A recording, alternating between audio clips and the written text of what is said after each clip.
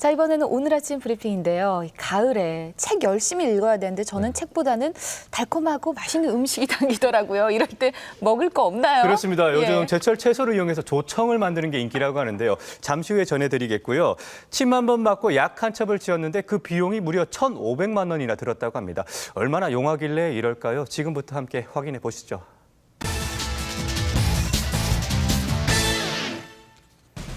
건강에 좋은 고가의 한약이 있다. 꼴찌도 못하고 눕혀놓을래.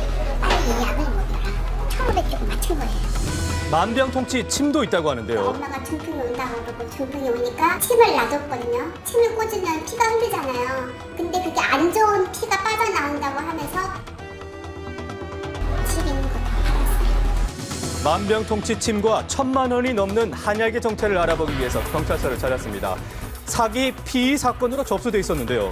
맨날 억울하게 그 피해를 당한 것 같아가지고 그래서 이제 집중적으로 그 수술을 하게 됐죠. 자궁이 차서 뭐 아기를 못 갖는다. 그래서 한약을 먹어야 된다. 해가지고 막 겁을 주니까 먹는 겁니다.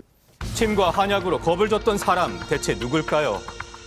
대단한 사람이라고 돌을 닦고 내려오고 스님이가 유명한 우리나라 스님이 있죠. 그 밑에서 공부했다고 저는 그렇게 들었어요. 유용한 한의사고 침을 자기보다 잘 놓은 사람이 없었고 그렇게 행동을 했기 때문에 경찰 조사 결과 그 어떤 의료 관련 자격증이 없었던 피의자. 하지만 그 사실을 모른 채 피의자 최 씨에게 몸을 맡긴 사람들에게는 흉터만 남겨졌습니다. 어렵게 만난 피해자들을 통해 더 자세한 이야기를 들을 수 있었는데요. 이 약의 진실 한번 들어보시죠. 저는 듣기로는 이 최 씨가 직접 조제한 걸로 알고 있었어요. 근데 이 출처를 알게 된 거는 한의원 명함이 들어가 있더래요. 그래서 그분을 통해서 이게 이 사람들이 조제한 게 아니구나를 알게 된 거예요. 그 약을 조제했다는 한의원을 찾아 물었습니다. 그분이 아마 조카라고 병명을 얘기해가지고 약을 지어갖고 왔어요. 그 당시가 아마 12만 원이나 13만 원 이렇게 지어갖고 왔어요. 1,500 조금 맞춘 거예요. 그랬더니 알고 보니 그것도 20만 원짜리도 안 됐냐고 거예요. 피의자 최 씨는 어떤 입장일까요? 내가 바보 같아서 그 사람들한테 이용당한 거니까 딴 것만 뭐 하겠습니까? 자신도 이용당했다는데요.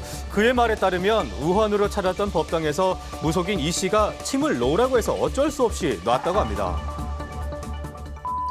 한 사람이 그걸 안 놓으면 내가 무슨 뭐 나쁘게 될 것처럼 얘기를 했죠. 내 자식들을 안나를 걸고 내 인생을 걸고 얘기를 하니까 나는 따를 그러니까 수밖에 지금 없겠죠. 피의자도 또 다른 피해자다라는 건가요? 그렇죠. 이 무속인 왜 최 씨에게 침을 놓으라 했을까요? 그 사람한테 맞아가지고 몸에 금도 들어가 있고 다 그 사람한테 맞아서 저도 좋으니까 능력 있는 줄 알아서 저는 알고 있었어요. 서로 핑계만 대고 있는 저는 거죠. 그 이상은 몰라요. 침 놓고 싶은 마음 없었어요. 제가 의사가 아니잖아요. 침 놓고 싶은 마음 없었고요. 그쪽에서 이렇게 이 씨가 그렇게 강요를 해서 침을 놨던 거고요. 그다음에 그 부분은 내가 경찰서가 진술을 했고 경찰서에서도 그 부분만큼은 내가 책임을 지고 벌을 받겠습니다 그랬어요.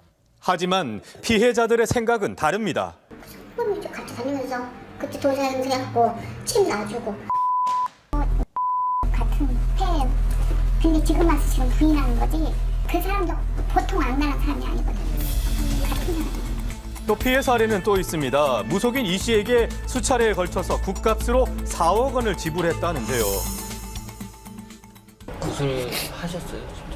진짜? 저희가 실제로 참석한 곳은 몇 번이 되지가 않아요. 저희가 참석을 하면 안 된다고 하더라고요. 자기가 사람을 사서 하겠다 그러면서 그 비용을 받아갔어요. 얼마 정도 한 번 할 때? 보통 단위가 1,000단위예요. 했는지 안 혐의건에 했는지 여부조차 대해서는 좀 모르는 어떻게 거죠. 저런 생각하세요? 경우에는. 저는 떳떳하게 다 해준 상태니까 있겠습니다. 가장 큰 피해는 뭐라고? 가정의 파괴죠. 정말 사람의 간절함 가지고 이렇게 인생이랑 사람 가정을 완전 풍비박산 낸 거거든요. 근데 전혀 죄의 미친도 없고 정말 다른 피해자가 안 나왔으면 좋겠어요. 믿음 때문에 모든 것을 잃어버린 안타까운 사건. 다시는 일어나지 않기를 바라겠습니다. 자, 두 번째 소식입니다. 세계 곳곳에서 선풍적인 인기몰이 중인 드라마 대장금.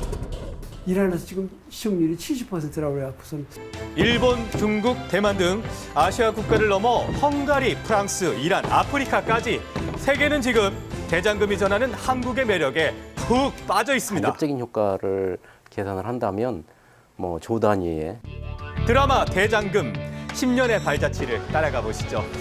한국의 전통 문화가 세계인을 사로잡을 거라는 생각, 그 누가 상상이나 했을까요?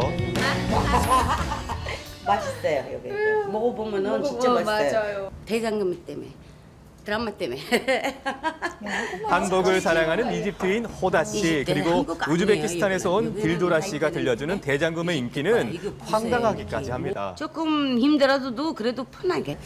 대장금 드라마 볼 때는 시간 어떻게 가는지 여자들이 몰랐어요. 그 도둑놈이 집에 와서 뭐 가져가면 여자들이 몰랐어요. 어머, 그냥 그 드라마 정도예요? 속에 빠지고. 세계 각국에 퍼진 대장금 신드롬. 각기 다른 모습으로 나타났지만 그 결과는 하나, 바로 높은 시청률이었습니다.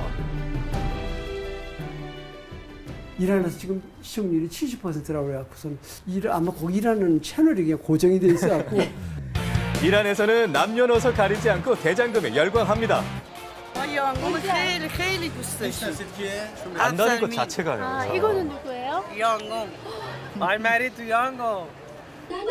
올 3월부터 대장금 방영을 시작한 스리랑카에서는 시청률이 90%를 넘었다고 하는데요. 거리 곳곳 눈길 닿는 곳마다 이영애 씨의 사진이 안 걸린 곳이 없을 정도입니다. 대장금이 세계적 인기를 얻기 시작하면서 이영애 씨는 배우보다는 한국을 대표하는 외교관으로 더 많은 활동을 하고 있는데요. 받는 사람이 너무 많기 때문에 내가 할 수 있는 역할이 무엇인가라는 생각을 안 할 수가 없더라고요. 드라마 수출과 광고 수익만 무려 1,100억 원.